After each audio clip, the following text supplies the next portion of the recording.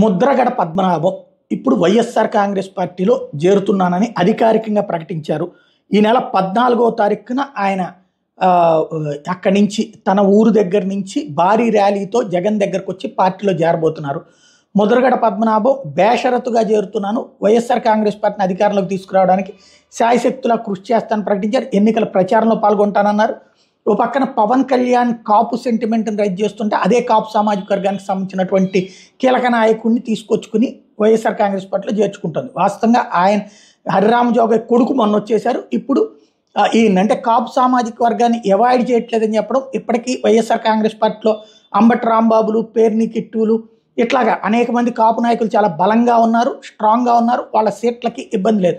గుడివాడ అమర్నాథ్ లాంటి వాళ్ళకి ఇబ్బంది వచ్చిన మిగతా వాళ్ళది బలంగానే ఉన్నారు. బొత్స సత్యనారాయణలు వీళ్ళందరినీ చూసుకుంటే అదే సందర్భంలో తెలుగుదేశం, జనసేన, భారతీయ జనతా పార్టీ కూటమి కంటే కూడా ఎక్కువ సీట్లే కాపులకి ఇవ్వాలను.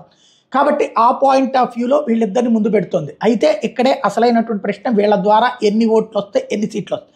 అది ఒక ఎత్తు అయితే, ఇప్పుడు వాళ్ళ మీద తీవ్రంగా విరుచుకుపడుతున్నారు జనసేన శ్రేణులు.